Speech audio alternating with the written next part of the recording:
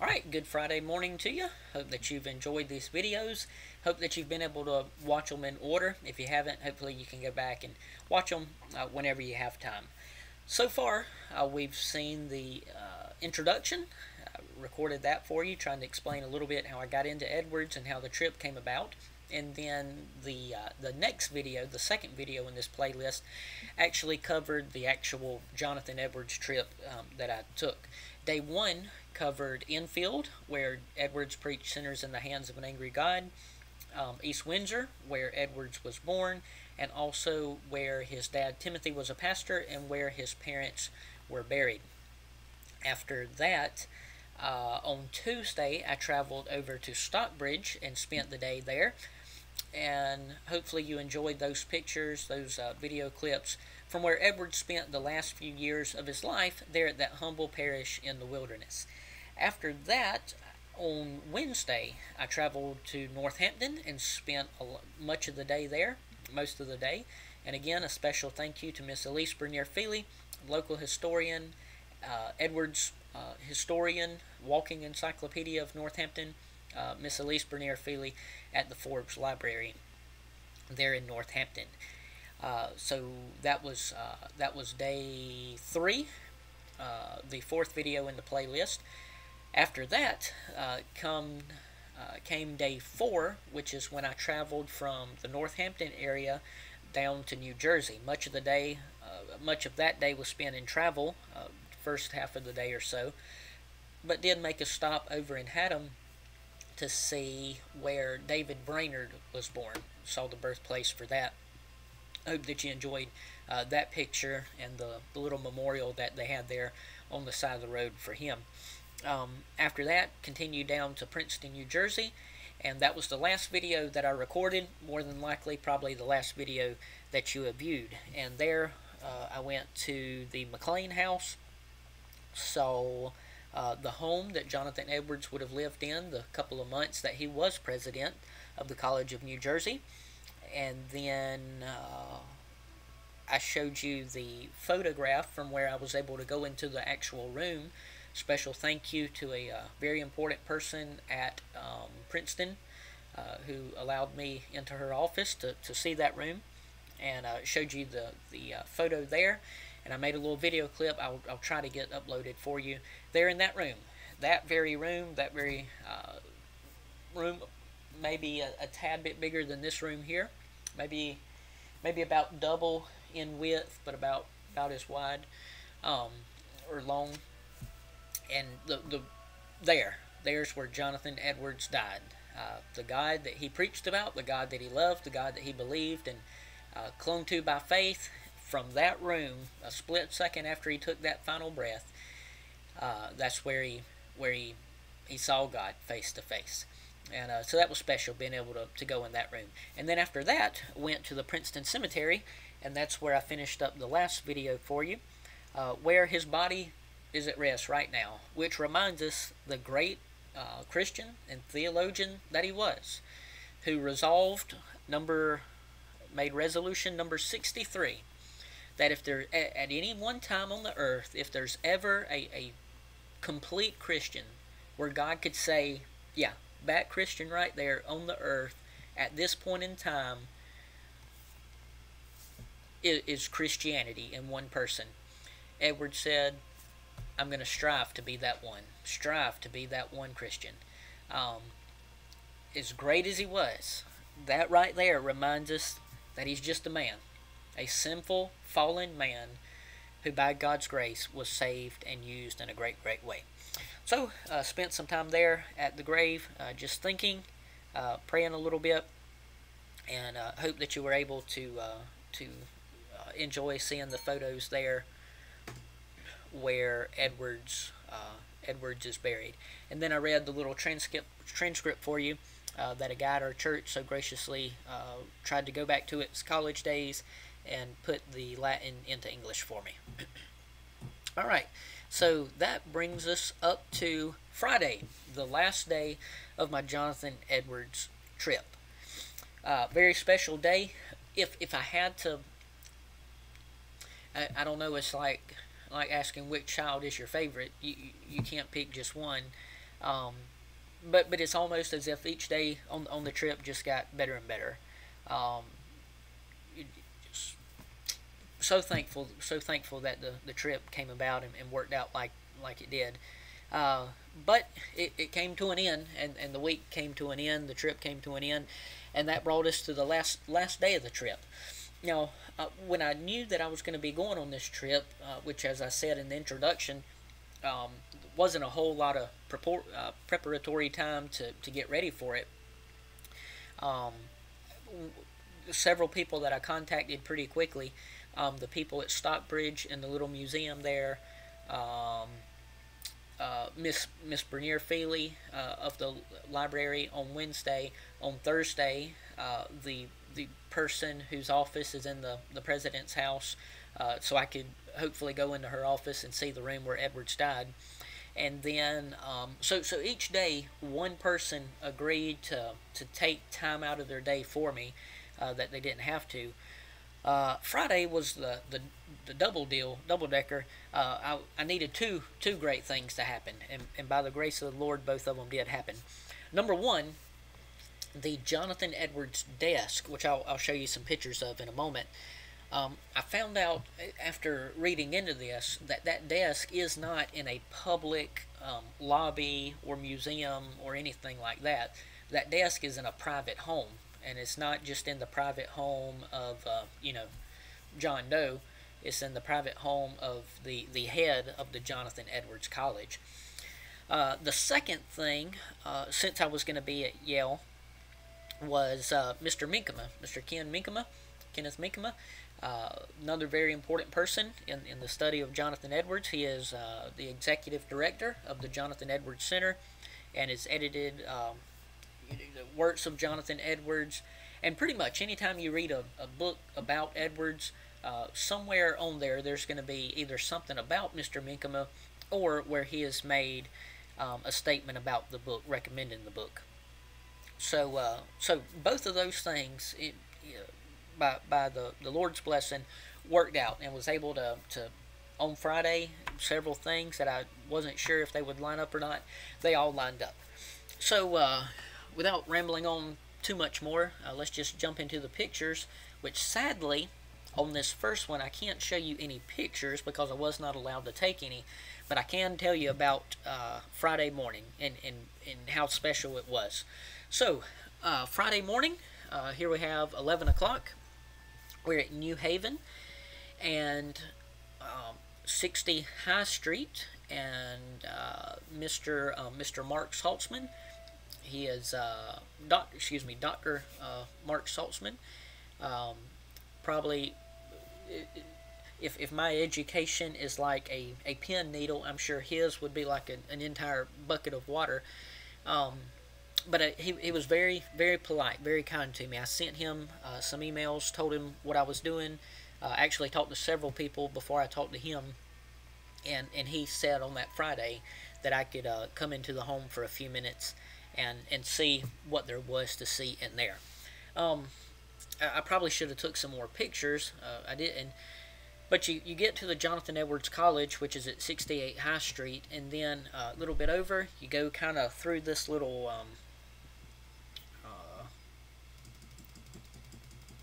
yeah, it's not really going to show it. But you go over here, and it's got Jonathan Edwards College up on the wall, and then there's like a gate here.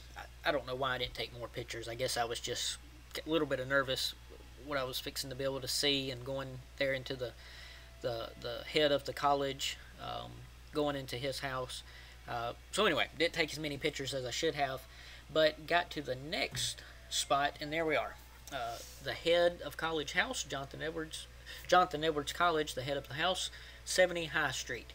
And I got there and made a phone call, and a few moments later, that door swung open. I asked while I was in there if I could take some pictures, and was told no, which I consented to. But I can try to explain this a little bit for you. Once you go into that door right there, you go into a hallway that goes like this. So here's the door, you go in, here's the hallway. Seemed like there may have been some things going that way, But the room I was interested in and that I was taken to, you go to the right, and what you get to, I'll pull it up here for you. People who have been allowed to take a picture. Where are we at? Okay, here we are. Once I went into the room, I came in over on this far side. You can kind of, I don't know if you can make it out, but there's a door handle right there and a door that swung open this way. And so I come into the room this way, and I'll pretend that I'm in the room right now. You come into the room, and the first thing, not a huge room. I mean, it is bigger than a typical size house, but it's not like, you know, a basketball court size or anything like that. But you go in there, and up on this left wall, you would have the desk. You have Jonathan Edwards' desk. Over here in the middle, towards the right side of the room, you have a big table that would be for entertaining guests. If I had to guess, it would probably seat maybe about 20 people, 18 to 20 people. On the back side, that goes into the kitchen area.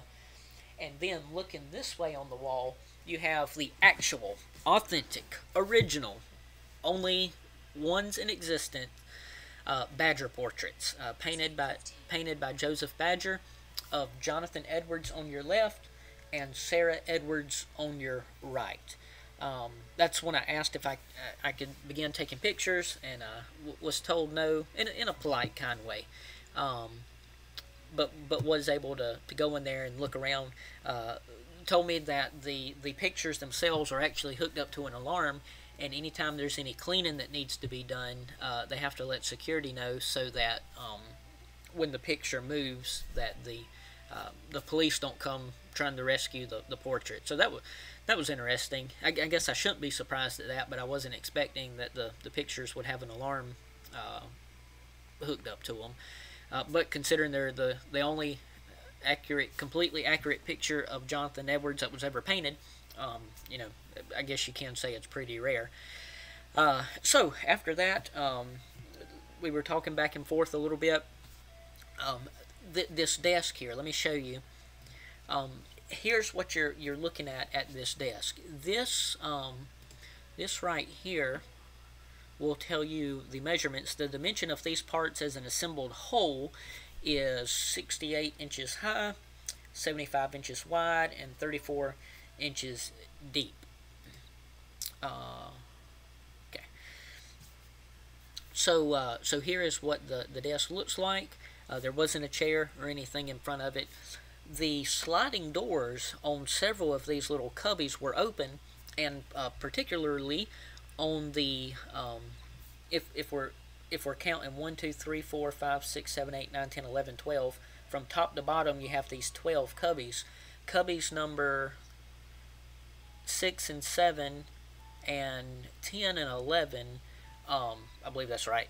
The top two, or excuse me, the bottom two in the middle, those were slid open, and there were several books in there that, from my quick glance at them, to me they appeared to be first editions or very early editions of the actual books that were written by Jonathan Edwards. After standing there trying to look a little bit, I asked if I could touch it and move it around and look, and they told me that was fine. So I slid the doors back and forth and was able to you know, like a kid in a candy store, fidget with the desk that Jonathan Edwards studied at for, commonly told, 12 to 13 hours a day. Flip through a couple of those books, and the dates on those books would have been the dates that Jonathan Edwards was alive. So his own books published during the course of his life. You can see this table that is made to fold upward and cover the main little drawers there. It folds down so it can be like a writing platform. When that's folded up, you can open a drawer right up under the writing table, and there was an actual manuscript from Jonathan Edwards that was in a glass frame, front and back, so that you could look at both sides of it. And it was just tucked away in a drawer.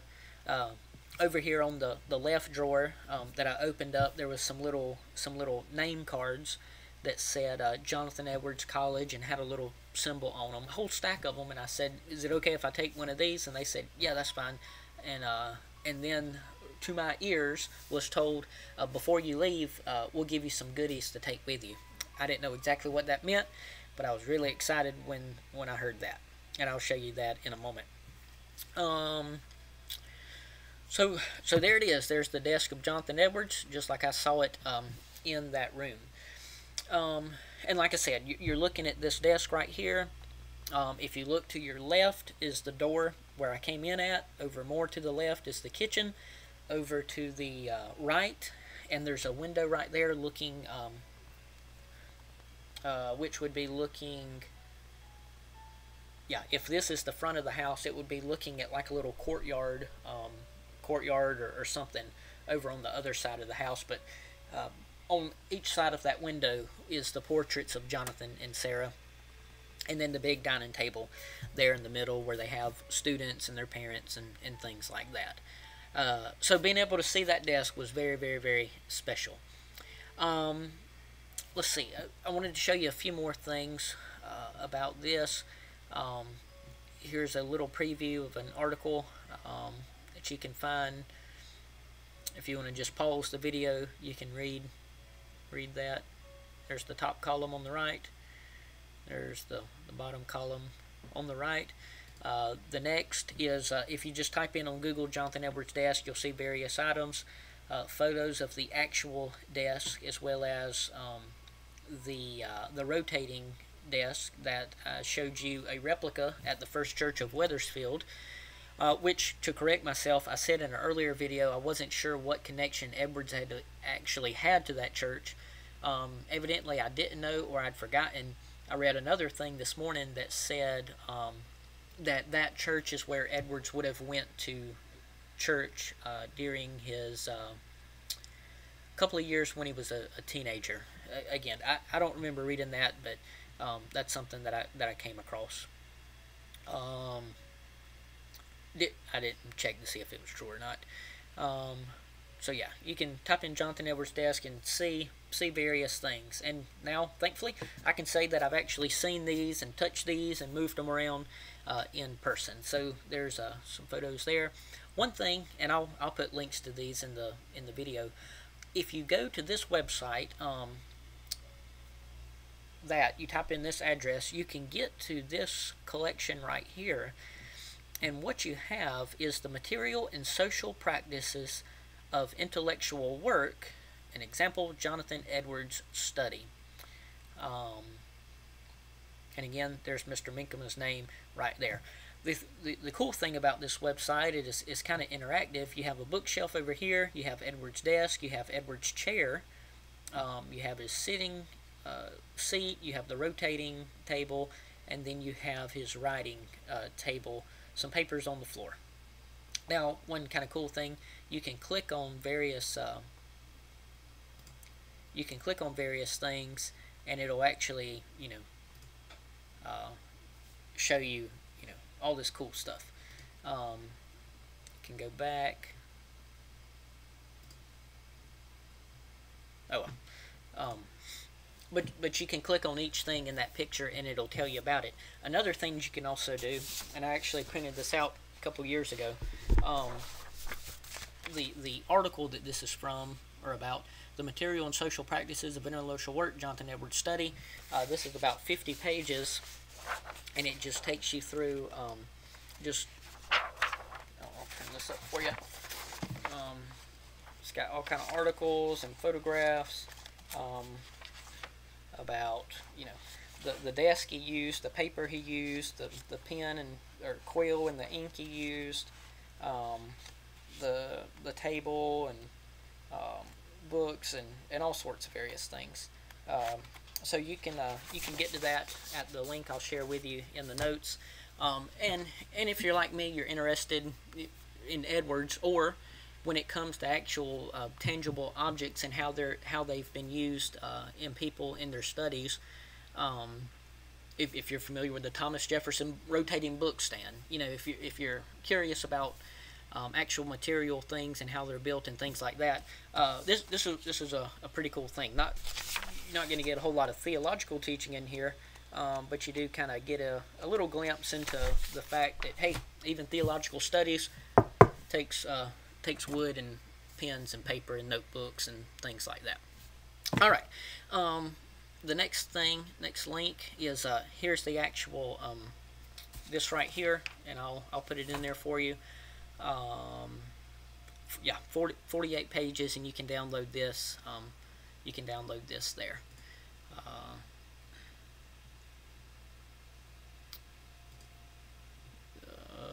There again, the little map of his study. There's the actual PDF file with the pictures and such.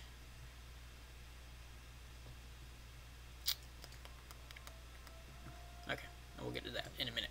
Okay, so there we are at Yale University, the Jonathan Edwards College at 68 High Street, and then over on 70 High Street, the head of the college, the private residence, where I was graciously, very special thank you to Dr. Saltzman, for allowing me into his private home. Some stranger from South Carolina who's a Edwards fanboy, to come in his private home and to see Edwards' desk there. Now, I mentioned briefly, let me show you one quick thing.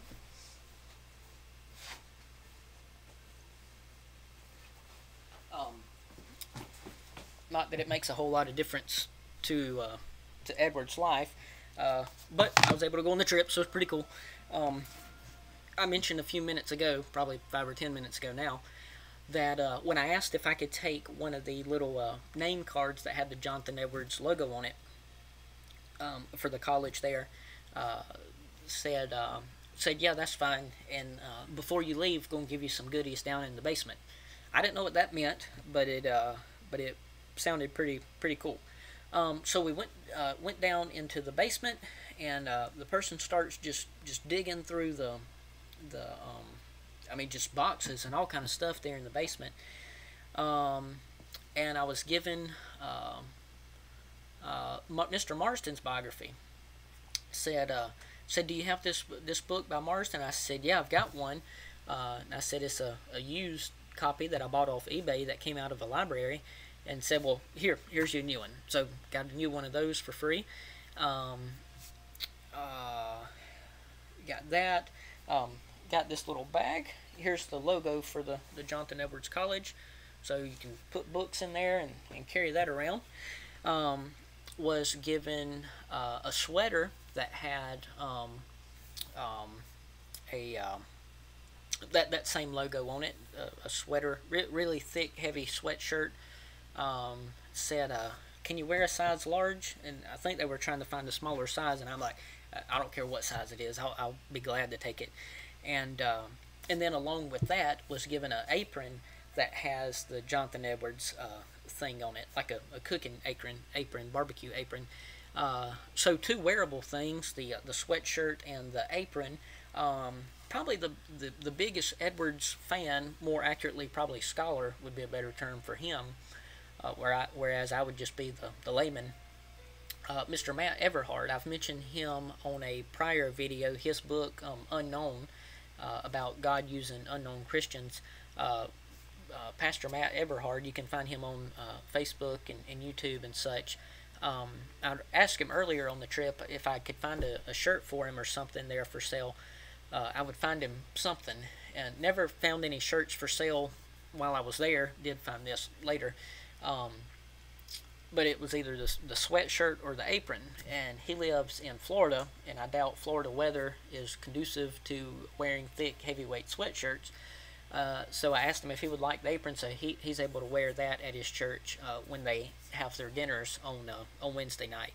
So I was glad that not only was that just something that I could send to him that was, some kind of Edwards merchandise, but actually something that he can use on a weekly basis. He told me a funny story behind that when he works at those dinners at his church, he just grabs an apron from the kitchen, and it'll have just a random, some person's name on it. So now he gets to wear a Jonathan Edwards apron. So I'm glad that he was able to use that. So got all these goodies there in the college that I could leave with. And then this right here was also handed to me. Edwards wrote a paper when he was about 18 years old. It was erroneously reported that it was written when he was much younger, but probably around 18 years old. He wrote a paper, science paper called Of Insects by Jonathan Edwards. Now, you can find this online. You can read it various places. It's in his works. But what makes this edition special is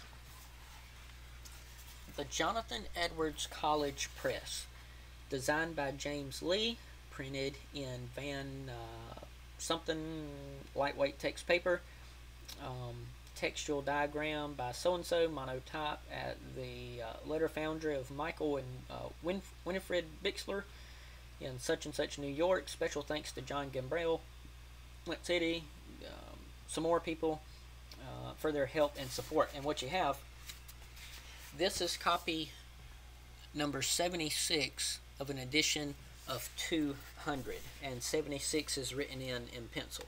So what you have here is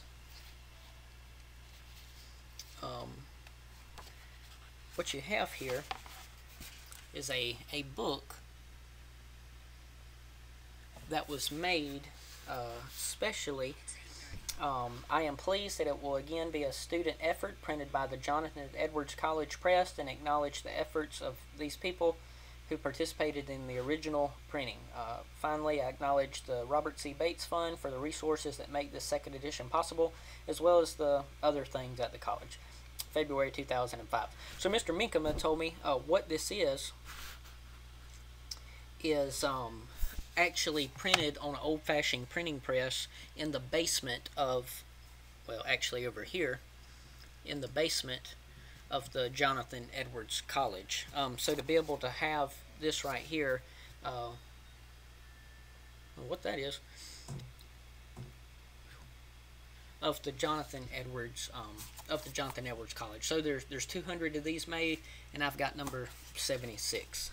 So that was very, very cool. So pretty much that's it. So when I left, I had this bag, and I had it unzipped, and I had this book, the Yale, the Marston biography, the sweater, the apron, had all this stuff down in this bag, and so was very thankful to leave with what I did. All right, so that's probably much longer than I should have talked about that, but I was very excited to be able to be given those things, and to not just to be able to go into this house and see this desk, but actually to leave with things that there's no way I'd be able to buy them anywhere that you can't buy. So those were very nice gifts from the people there at the head of the Jonathan Edwards, the private home for the head of the Jonathan Edwards College. So again, very, very, very, very special thank you to those people. All right, so at lunchtime, I went over to the Yale Divinity School, where you can find the Jonathan Edwards Center, and another very important person in the study of Jonathan Edwards, Mr. Ken Beinecke. I asked him if I could have some time with him. Told him, I know you're doing a lot of important work probably, and I'm just, on my own little self-guided tour, but if I could have some time with you, I would be so thankful. And so was able to eat lunch with him. So that was a blessing. Very polite man, seemed very caring, very compassionate. One thing in particular, while we were eating lunch, we talked about various circumstances related to my life here in South Carolina. And while we talked about those at lunch, he gave me some thoughts and some things to think about. Well, after a little bit of time passed, maybe 30, 45 minutes, we go back to his office and getting ready to leave, and he said, well, keep me posted on how such and such that we talked about. Keep me posted on how that works out. Now again, it's polite and courteous, but the fact that after an hour or so, he still remembered a concern that was on my heart for things here in South Carolina, and he asked to stay in the loop on how things work out. That struck me as very caring. So the reason I say all that, I didn't know what to expect when I met him. Didn't know about his personality or much about him. I'd heard him on a interview or two before online, but never have talked to him before, other than a couple of email exchanges. And I'm sure scholarly and very smart would be good descriptions for him. But he does not, from my perception, I don't think he views Edwards and the works of Edwards as a purely academic 8 to 5 job. I asked him about, reading Edwards, and, every day he gets to study Edwards and read about him and write about him and things like that. And we talked about the effect that had on his spiritual life as well. So that was good. That was very, very encouraging. So when I got to the Jonathan Edwards Center, what you have Yale Divinity School, which I got their address wrong and actually parked 2 blocks earlier. And I'm walking and I'm looking and I keep walking and I keep looking and ended up a little bit up the road. And so you get to the Yale Divinity School, and it's the buildings make a U shape. And over on the left-hand side, there's some buildings going this way. And when you go there, you go into this room here on the right side of this photo, on the right of Mr. Beinecke. You come in this room and you have a desk there, and there's a student. If you look, I can't remember his name, and I probably would mispronounce it, but if you look in the Jonathan Edwards Encyclopedia, and at the beginning, if you look at the list of people who contributed to it, you will find, here it is right here. Turn right to it. This guy right here, Camille, he's from a Pentecostal church in Poland. He is studying there at Yale and doing work on Jonathan Edwards. That guy right there. He was sitting at the desk and was able to talk to him a little bit. He came over here from Poland, and from a Pentecostal church, you just don't really you assume that those two don't necessarily go together. But one thing Mr. Beinecke has mentioned is that it's not just Presbyterians who are interested in Jonathan Edwards. It's the whole range of Christianity. You look through the people who contributed to that encyclopedia, and that is very obvious. Edwards was, before he was a Congregationalist, and before he told Mr. Erskine that he would have no problem with the Presbyterian form of church government, beyond that, he was a believer in the Lord Jesus Christ. And the fact that so many people are interested in his works today and are benefited and edified by his works today, I think proved the fact that he was a Bible-believing Christian. So you come in the Jonathan Edwards Center, and there's Mr. Camille from Poland. He was reading through one of the works of Jonathan Edwards. I believe Mr. Beinecke told me that he was doing some work on comparing Edwards and Charles Finney. I believe that's what he said. So I told him I was looking for Mr. Beinecke, and he said, yeah, we were expecting you, and took me down this short little hallway. And into that room to the right is the man. There he was sitting at his desk, and I'll just describe it for you. If you made it this far in the video, I'm sure more rambling won't hurt. He's got an iMac, a 27-inch iMac, and he's zoomed in on a transcript, an actual transcript that Edwards written by Jonathan Edwards. And he super zoomed in on a word that's been scratched through. And then he's got a big book about this big open, about like that. And in that book, what you have is pages that have been shrunken down. And then he's got a magnifying glass like a globe, and he's moving that magnifying glass, trying to read each page, on this. And he told me what it is I don't know how many volumes, but a multi-volume dictionary. Maybe a Oxford dictionary or Cambridge, whatever. Some big-time academic dictionary that's many volumes, and they shrink it down so it'll fit in one huge book, and you use that magnifying glass to be able to read each page. And so what he was doing is he's trying to, put it in a form where people can read it. He's looking at this paper from Edwards that somebody later had scratched through with a different color, with a different type pen, different color ink, and he's trying to figure out what word that Jonathan Edwards had originally used. So that's what he gets, among other things, I'm sure. But that instance, that's what he was doing. So, how fascinating would that be? Textual criticism on the works of Jonathan Edwards, looking not at reproductions, but looking at actual documents. So that's what he was doing. So went in and we talked a little bit, and we went and ate lunch and talked there. Came back and talked some more. One thing that he did do for me, he had a stack of the work of Jonathan Edwards on a bookshelf, and he told me I could take one of those, and I already had Volume 1 of Freedom in the Will, but I took that one, and he said whichever one you want most, just take. That's fine. Maybe they were extras or something like that, because he had they had several copies of the others in different places there in the center. And so took that, was able to give that to a pastor here in Anderson, South Carolina, that I knew would be the studious academic type tonight. I didn't want to give a $125 book to somebody who was going to, give it to Goodwill next week. I wanted to give it to somebody who would actually use it. So was able to do that for a pastor here in Anderson.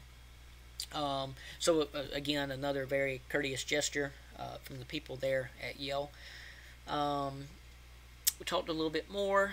I don't know how long you would have talked. He never hinted that he was ready for me to go, but I didn't want to take up too much of his time. So after an hour and a half, I said, well, I'll let you get back to work. I'm going to head over to the Beinecke library shortly, and appreciate your time. So very, very thankful. You can see here's a replica of the Badger portraits that I did see over here in the Jonathan Edwards College home.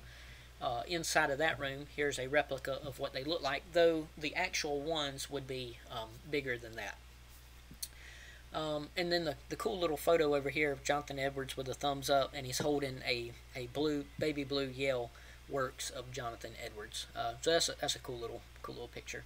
All right, I believe that's pretty much it. Pretty much it about that. Another thing, on our way to lunch, he showed me around the Yale Divinity School, showed me different rooms. When he teaches classes about Edwards, he showed me the room where that is. You go in, it's a nice room, fancy table, very super fancy leather chairs on all around the table. A TV, not just a projection screen, but an actual TV.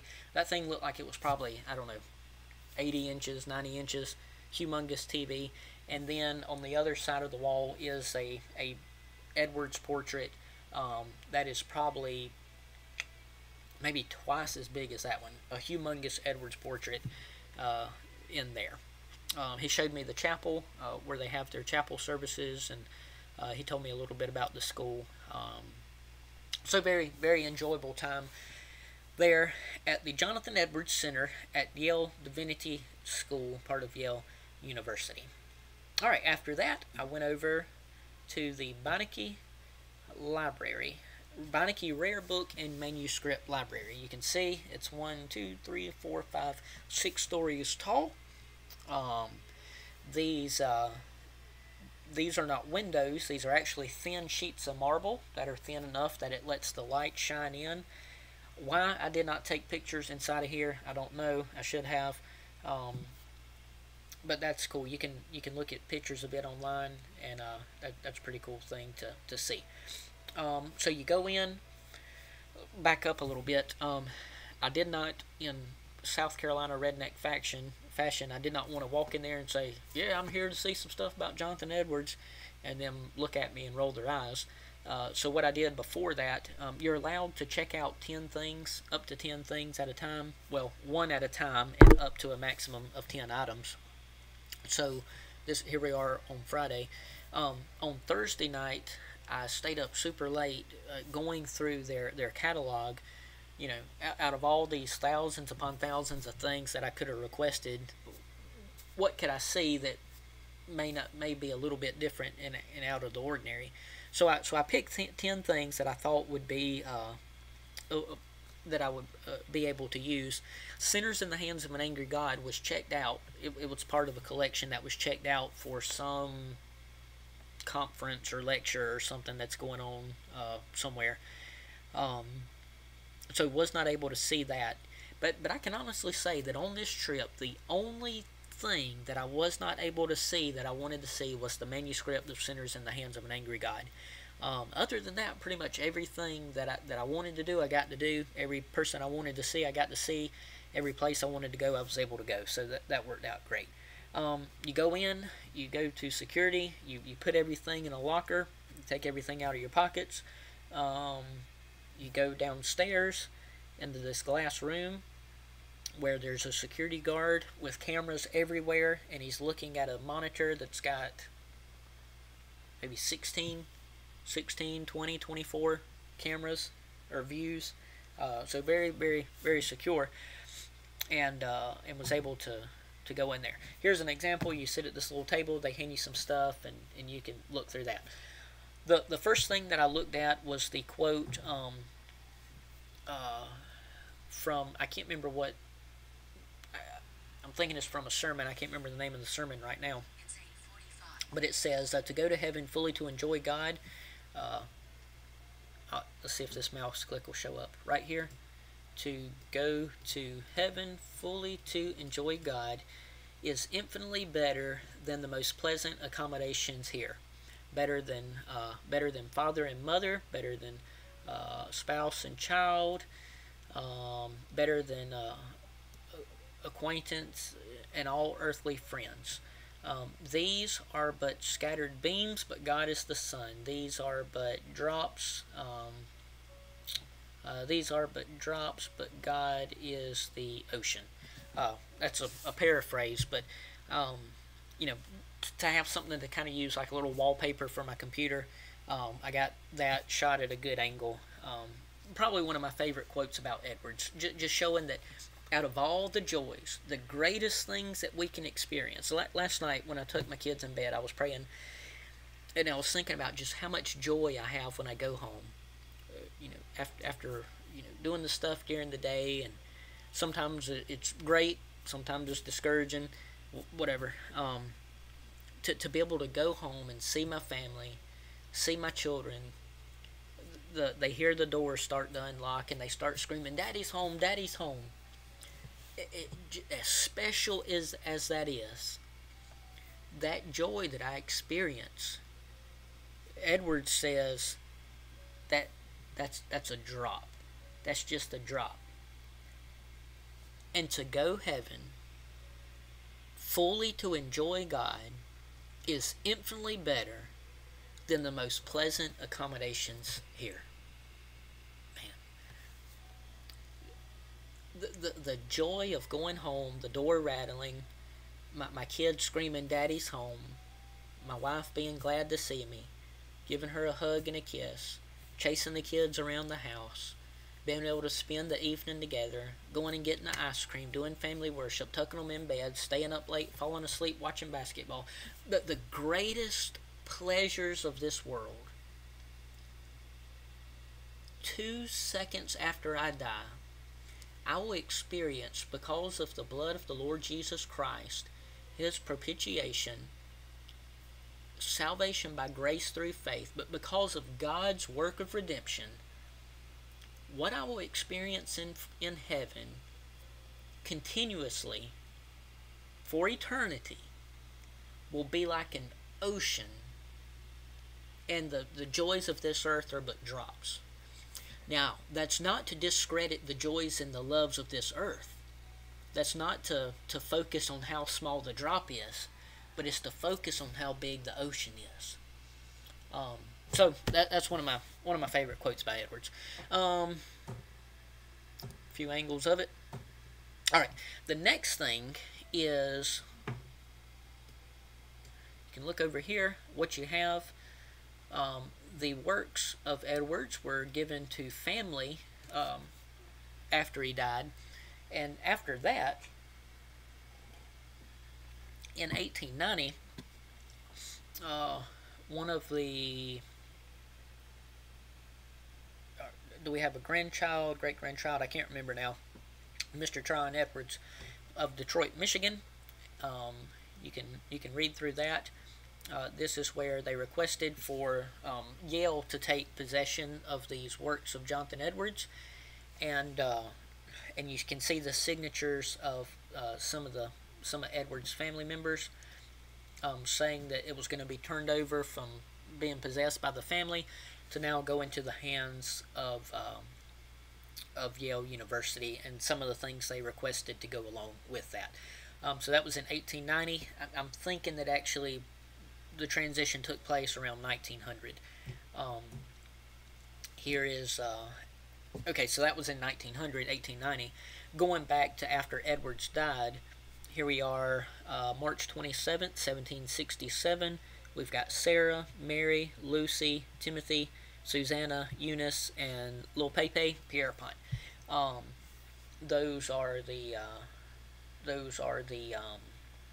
children, some of the children of Jonathan Edwards, saying that they would be left in the possession of, I believe, Jonathan Jr. or was it Timothy?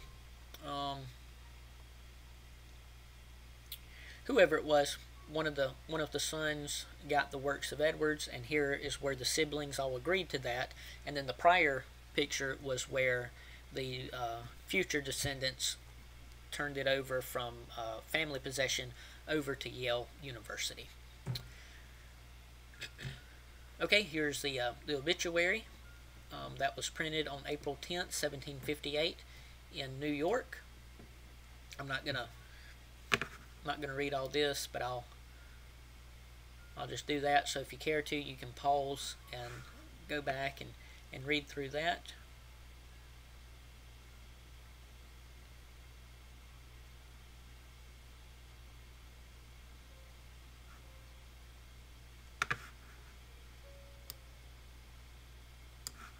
And then it goes over to this page and finishes up there. Alright. The next picture is his thesis that he wrote when he was in college, his master's thesis on a sinner is not justified. Forgive me, I can't read Latin, I'm just guessing. A sinner is not justified other than faith in Jesus Christ alone, something along those lines. But you can find that online and read it. I think that was in 1720, I believe. Yeah, 1720, I think.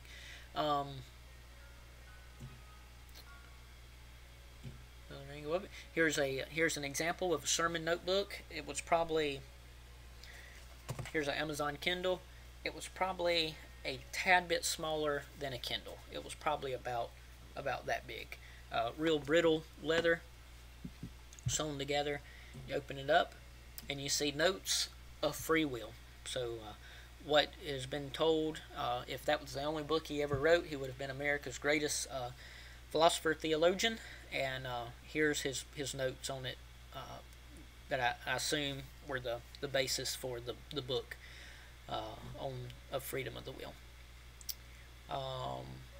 I can't remember what this is, but you can see in the middle where he signed it. Okay, I know what this is now. This is where he purchased a slave. Anytime you read about Jonathan Edwards, you usually get to the end of the book and it talks about things. These are the things we should imitate. These are the things we should not imitate.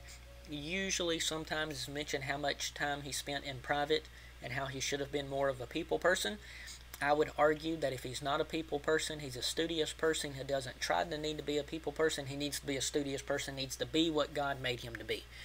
I would take the view on that. Don't try to do something or be something that God obviously did not gift you to do or be. Yeah, I understand sometimes you have to do things you don't enjoy, but as Edwards would say on the resolutions, frequently to examine my omissions and omit things that are only for the glory of God. So if I can do the best or the better, don't spend too much time focusing on the good. Focus on the better and on the best. And then the other thing that is I guess always mentioned about the life of Jonathan Edwards, known to all men, Richard Perkins of Newport in the county of Newport, Rhode Island. Jonathan Edwards. You can find this online and read it at edwards.yale.edu. But have bargained, delivered, and said Richard Perkins to hereby bargain sell unto the said Jonathan Edwards a Negro girl named Venus, age 14 years, or thereabouts. So yeah, there it is. So Edwards owned a slave. His son, was it his son? His son, Jonathan Jr., or was it Timothy? I can't remember. But one of them wrote a book, or either preached a sermon about slavery. I've seen that pop up on eBay before. A lot of times I think people list it on eBay thinking that it came from I think it's Jonathan Edwards Jr., because oftentimes it's portrayed as Jonathan Edwards, but the year would have been Jonathan Jr. after Edwards died. So again, our role models have feet of clay, but let me tell you one way to look at this. Me and a guy at church were talking one time about the celebrity culture among preachers and heroes and things like that, and how oftentimes you make heroes out of people who are still alive, and what happens when they fall into sin? The whole thing comes crashing down, and what that leaves as a result, people who are heartbroken, people who are defeated, people who are discouraged. And this guy, he teaches our teen Sunday school class, been here at the church for many years. His daughter's part of our youth group. He said something that I've never forgotten. He said, he said, one of the good things about your heroes being dead people, pretty much everything that's known about them has already come out. And how true that is, When you make your hero, whatever, let's just stick with the Johns. John Calvin, John Owen, Jonathan Edwards, John Piper, John MacArthur. Well, several of those are dead. 2 of those are still alive. Are MacArthur and Piper great ministers of the Word of God? Yes. Do I think they will probably finish well and be good examples for the faith for the most part? Yes, of course. But there's still that chance that they're going to do something dumb before they die and just blow everybody's mind, or they're going to die, and a few years later it come out that this, that, or the other was going on. Now, I don't anticipate that happening. I don't expect that to happen, and I surely don't want that to happen. I have here, as an example, there's go over this for a lesson for Sunday school this coming week on 1 Timothy chapter 5. There's some of MacArthur. There he is on the shelf. There's John Owen. Here's works of John Piper. I definitely don't want anything to happen or come out about any of those men. But I do understand that is a possibility about them. Same thing is true about me. Edwards has been dead since 1758. There's a pretty good chance nothing more is going to come out about him that hasn't already come out about him. As a result of that, you can go into that knowing what you're getting into. And there is a part of history about Jonathan Edwards. So should that be imitated? Definitely not. Should it be known? Of course. Okay. After that, went to his farewell sermon that he delivered, 2 Corinthians chapter 1, verse 14. And then the granddaddy, the one, The last thing that I had time for, specifically saved this to be my last item that I requested, because you could only have one at a time. You had to take the others back and then receive it again. Save this one for last because I wanted to spend all the remaining time I had with this. You have the blank Bible. Now, what is the blank Bible, you ask? The blank Bible is a blank book, very thick blank book, about this thick, about this big, and it was a blank book with blank pages. Between each blank page, what you had about the size of a little New Testament, you had each page of the Bible. So you open it up, you open it up, and what you have is blank paper about this big, and then about 3 by 4.5 inches or so, 3 by 5 or so, you've got Genesis chapter 1 and parts of chapter 2. You turn it over, you've got Genesis chapter 2 and Genesis chapter 3, and then you've got all this blank space to take notes about it. Mr. Benjamin Pierpont, he was the initial recipient of this book. For whatever reason, he exited the ministry or something like that, and then the book was handed over to Jonathan Edwards. I don't know exactly what year he received that item.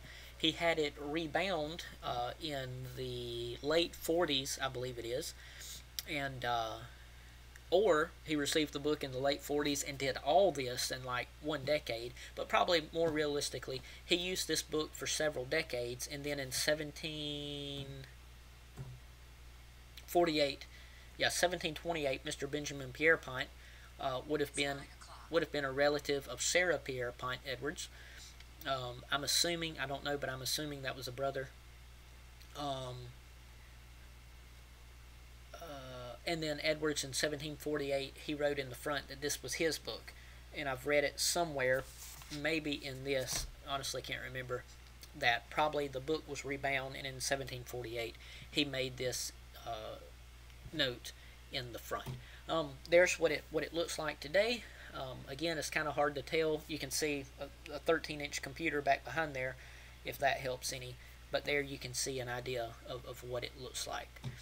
There's the first page when you open it up, open up the cover, and then there on the inside, there's the first book of Genesis. So that goes from Genesis chapter 1 verse 1 to Genesis chapter 2 verse 3, and everything else you see is the notes of Jonathan Edwards. So that's his blank Bible. Some of the notes are pretty brief and pretty short. Some of them are very, very, very long. There's Romans 8:28, his note on that. There's Revelation chapter 22, last page. And then there's an example of what it looks like when it's being held. I can show you just a clip about the blank Bible.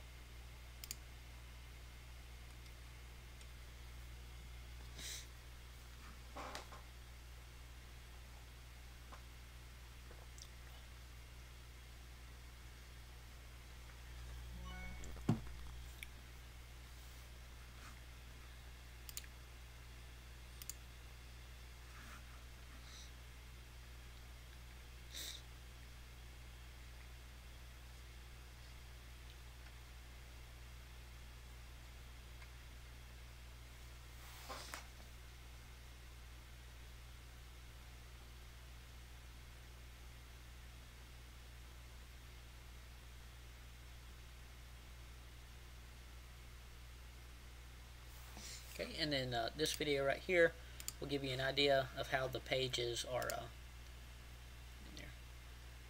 There's between Malachi and Matthew. Yeah. So it's not as if each page is glued down by itself, but you can flip each page back and forth. So there's Matthew chapter 1, probably going into Matthew chapter 2 and 3. So you can see, just, I mean, there's my fingernail, and you can see how small the type is on the Bible. So you're dealing with a big blank book, blank Bible. So that was the last, I thought that was going to be the last thing that I saw on my trip. I planned for that to be the last thing that I saw on my Jonathan Edwards trip.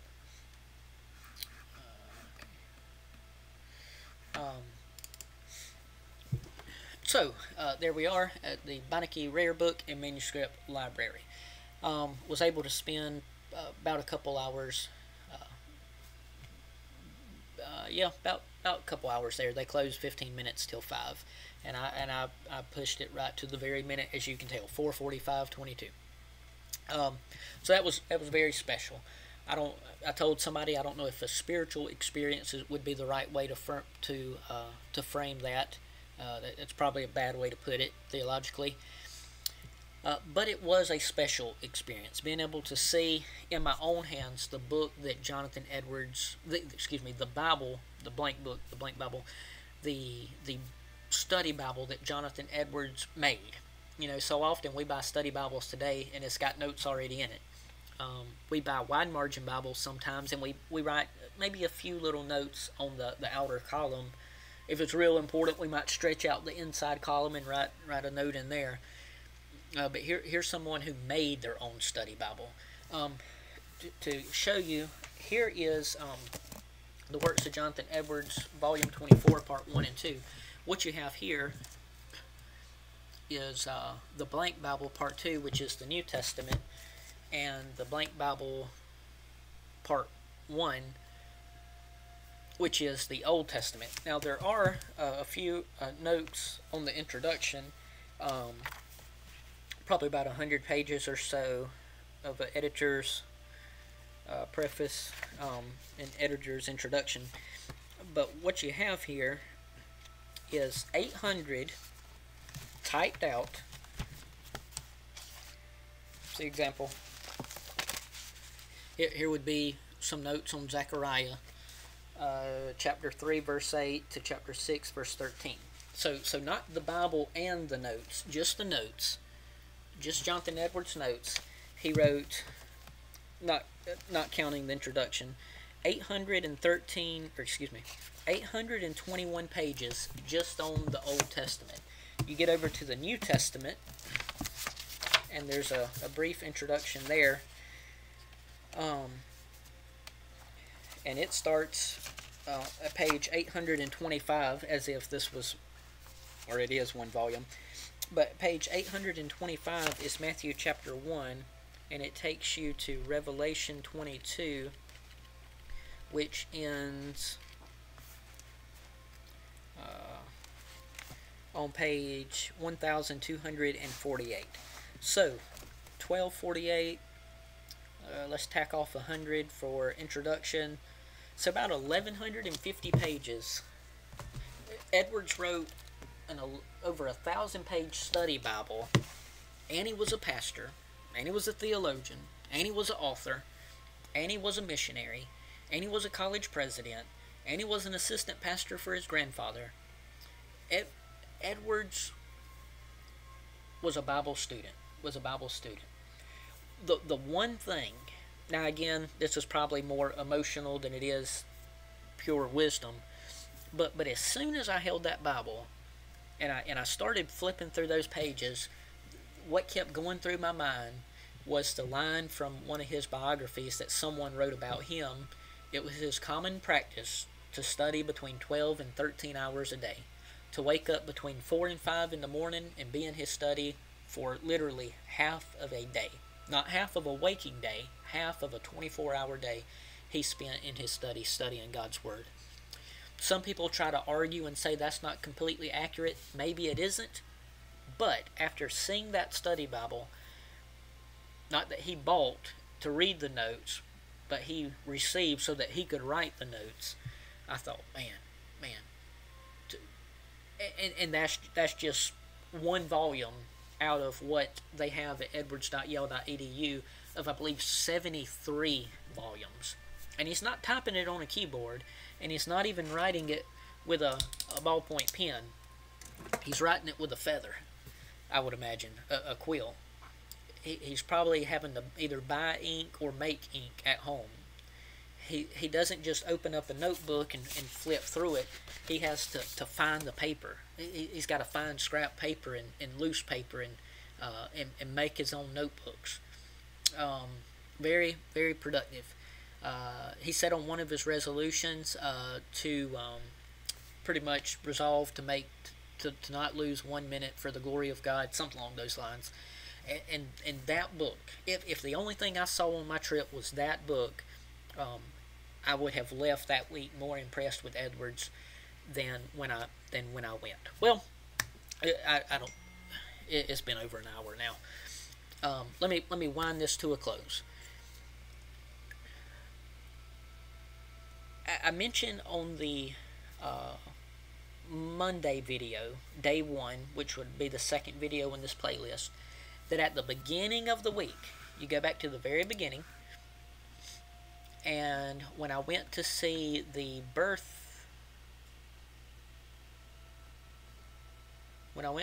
birthplace for Jonathan Edwards, I'm like, where'd it go? And I told you the story on the second video about that. On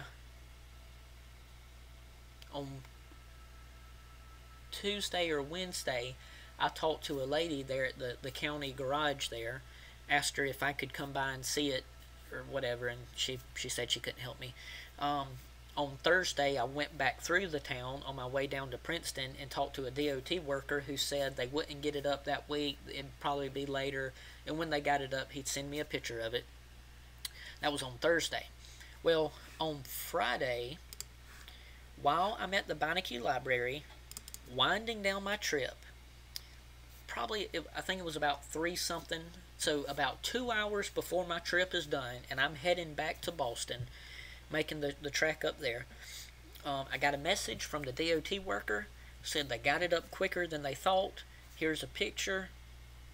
Hope you have safe travels on your way back home. And I thought, you know what? I didn't come all this way to miss seeing that marker. And so, just one more, if you want to call it icing on the cake, one more